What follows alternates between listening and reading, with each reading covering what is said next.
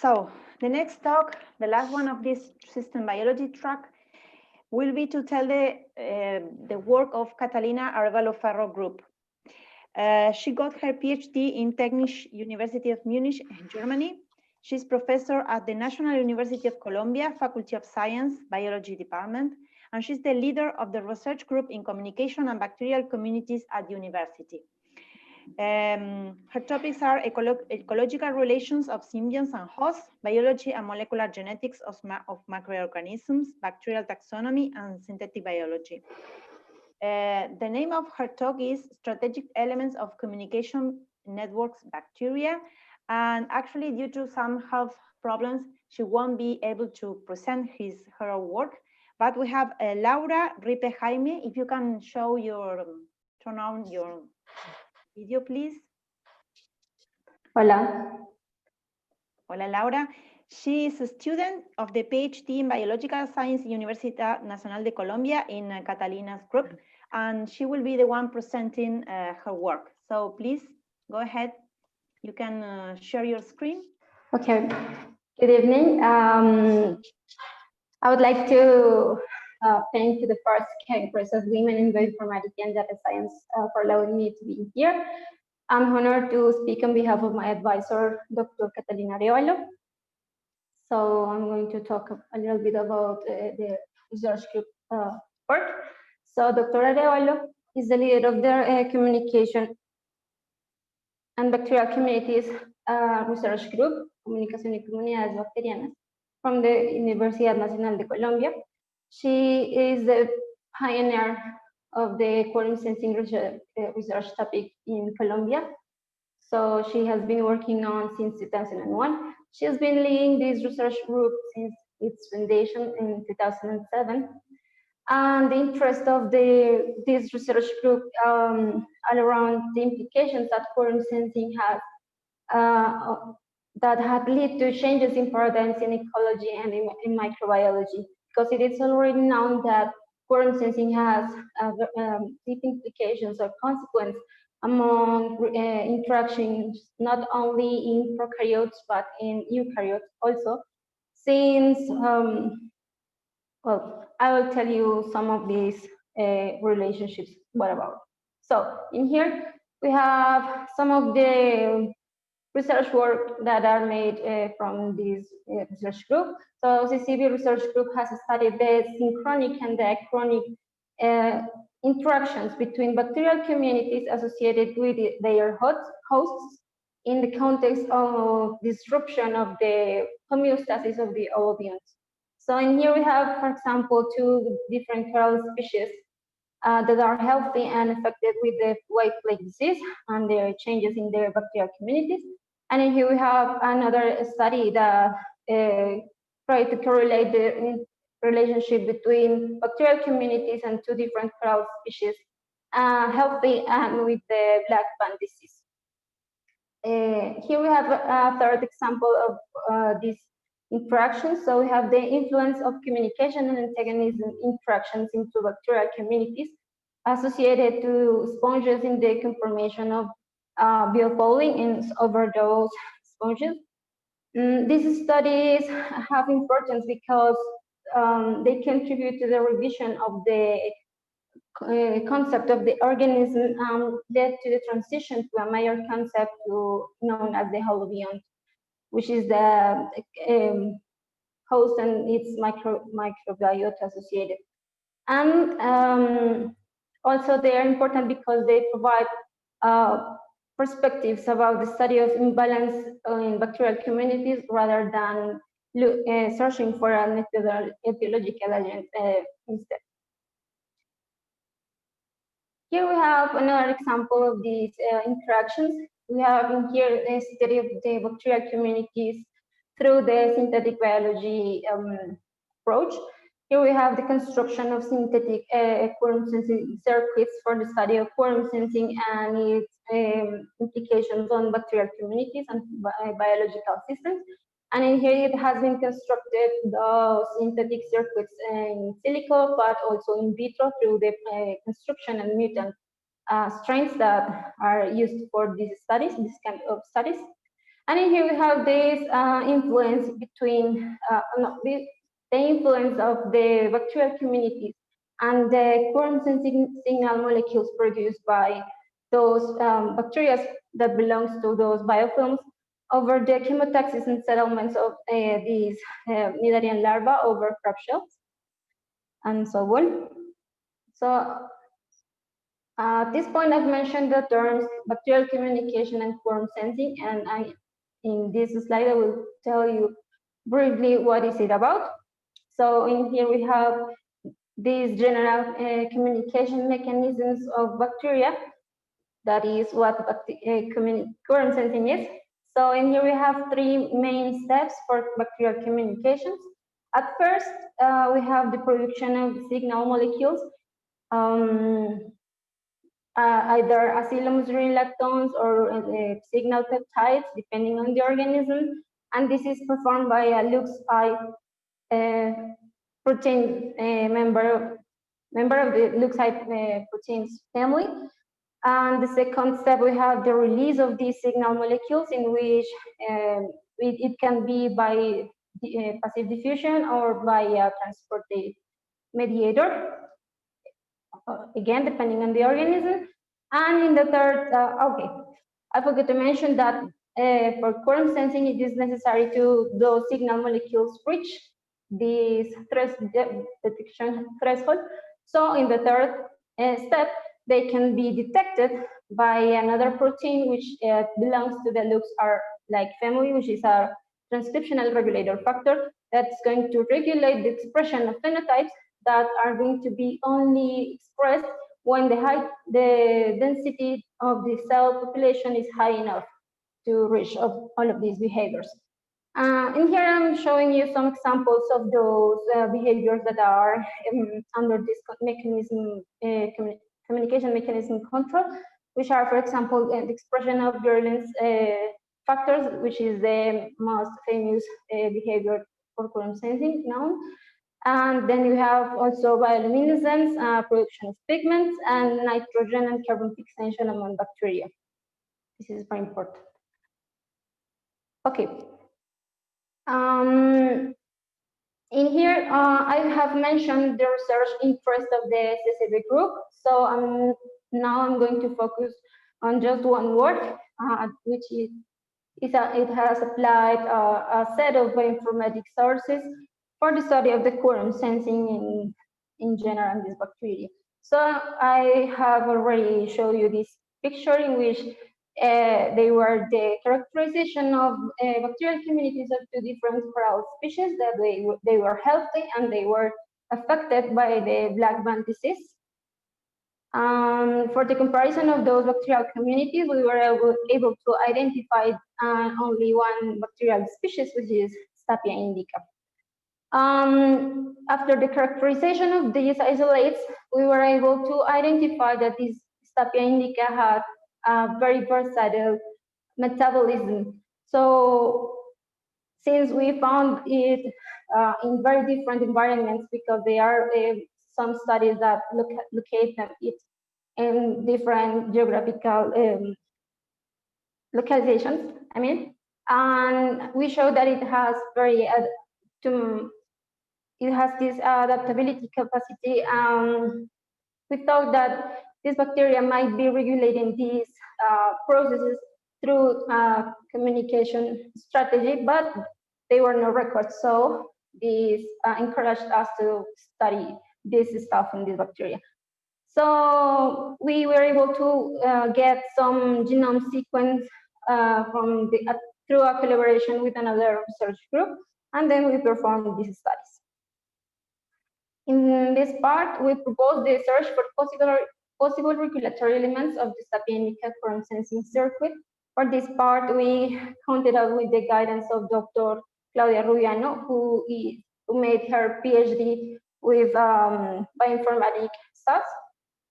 She co-leads the research group of Laboratorio de Investigaciones Básicas en Bioquímica at Universidad Nacional de Colombia, and she possessed wide experience in knowledge in database and bioinformatic tools for protein prediction and modeling. And on other side, we have the help we count on with the help of Dr. Diana Peña, who helped us with the analysis of some results we get in the previous experiments. And in here, I'm showing you one of those genome sequences that we use so we can perform this part of the research. But I would like to mention that we perform our own assembly and we did our job with this own assembly. So in here, I'm showing you some of these general tools for the search of the LuxI and the LuxR-like elements of the quorum sensing circuit in Sapia indica, which are those strategic elements for the communication in bacterial networks. So in this part, we made the identification of the synthase protein, the one I showed you in one of those first slides, and we were able to identify one nucleotide sequence that, by comparison with the database and different tools, we were able to associate to a protein of the N-acetyltransferase family, similar to that of Mesorrhizobium japonicum, which occur to have these putative domains conserved for these type of proteins of the LuxI family of the quorum sensing, which are, for example, in here, this catalytic site, which is important for the catalytic activity of the enzyme, and then the red bar, which is the substrate specificity domain for the recognition of some of the components of the synthesis of these signal molecules. With the knowledge of this protein sequence, we were able to perform the modeling of the 3D structure of this possible acetylmustard electron synthase of the Sapia indica. We performed this modeling through a strategy of threading based on the main template of BJA of Mesorrhizobium japonicum, which occurs to be a member of the family of the LuxI proteins of quorum sensing. And here I'm showing you this protein within the cartoon conformation or representation. And here I'm showing you some of these amino acid residues that are critical for the catalytic activity of the enzyme. And in here, we have the same protein in the same orientation, but this time with the surface conformation. And those key residues in magenta, just to show you that those residues are exposed in the interface of the catalytic pocket of the enzyme. So this led us to think that maybe this nucleotide sequence was codifying a protein which apparently is functional and is very similar to those of the LuxI family, and for which we have proposed the name CC. Here we have these quality scores for the model, which means that this is a accurate model for this protein. Okay, the quest of the receptor protein was performed by a similar strategy.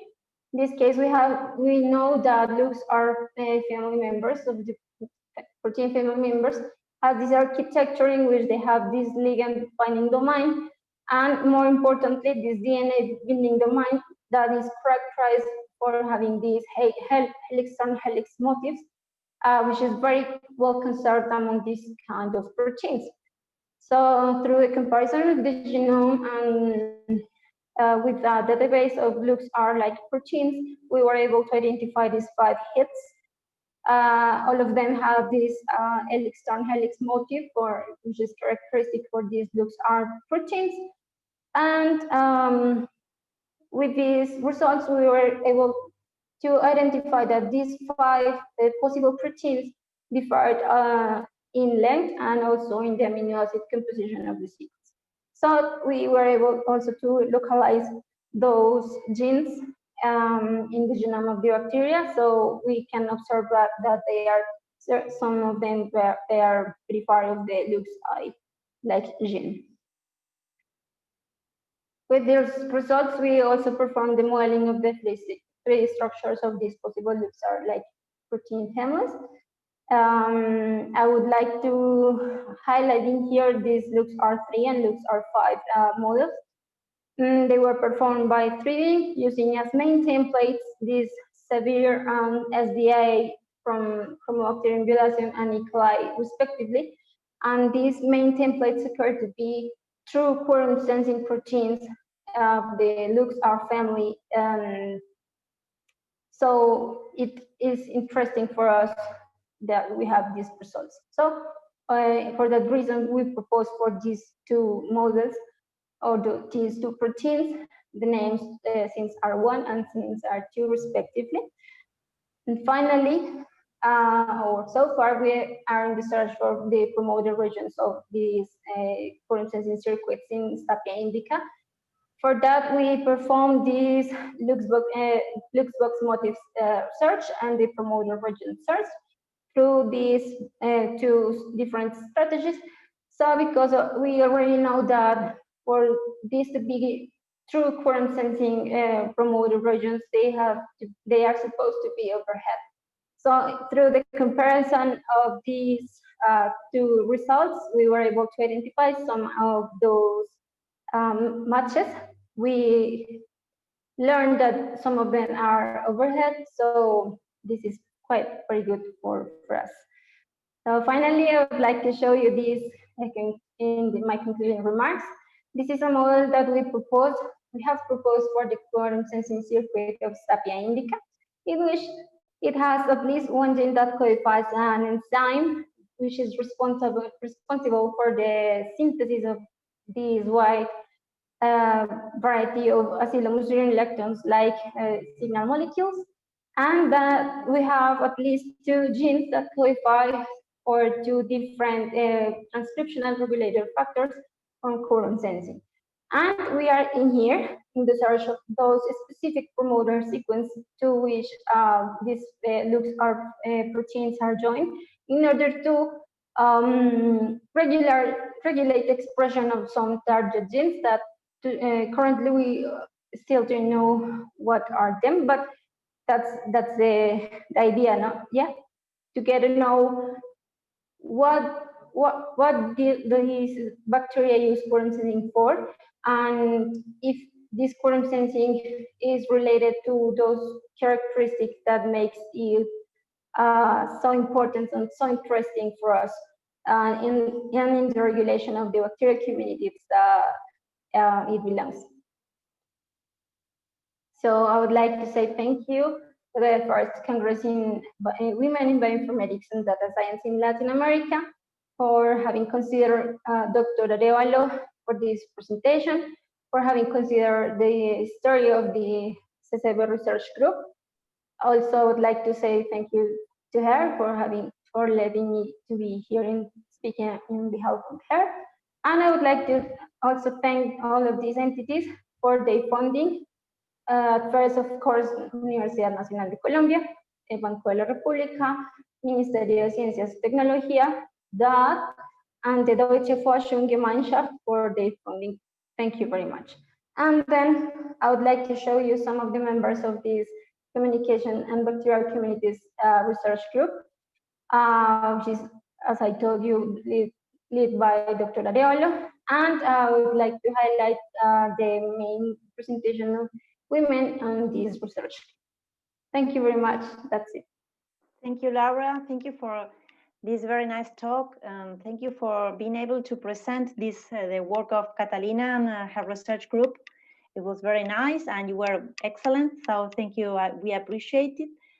And well, we can have one or two questions if there are any. We have some delay with the YouTube channel, so we can wait 1 minute. We are pretty good with time. I just want to ask you with curiosity, which kind of tools, informatic tools do you use for doing this research? Which techniques, if you can comment something? We perform main part of the job with comparisons with database available on the internet, for example, the UniProt database, all of the tools available in the NCBI, so we can identify those genes and those regulatory regions. That was for the first part of the job. Then we used tools for the Swiss Prot or the e-taser server in order to model the proteins and to perform the quality analysis of these models. Then we use, for example, MAST and RSAT for in the search for the promoter regions. And we use some software such as Chimera and Pymol to modify or to, to handle these protein models and so on. Yes, there are many great. more, but I don't remember. It's okay, thank you. We have one question here from Carolina Vega. She says, wonderful work. These finds is very important for a QS investigation. And what's next in QS investigation of this strain, she says, if you can reply. Okay, currently and as a part of my PhD research, I'm trying to identify by experimental molecular biology those genes, and then I'm going to perform the transformation and the clonation of those, the cloning, I'm sorry, of those genes. So later, I would like to perform some transcriptomic analysis in order to compare the wild type strain with the mutant strains. So we can see what is Quorum Sensing about in this bacteria. Okay, thank you. So we have no more questions and no more time. I thank you very much, Lara, for giving this talk. And thank you also, Catalina, for showing her work. Thank you. Thank you. Goodbye.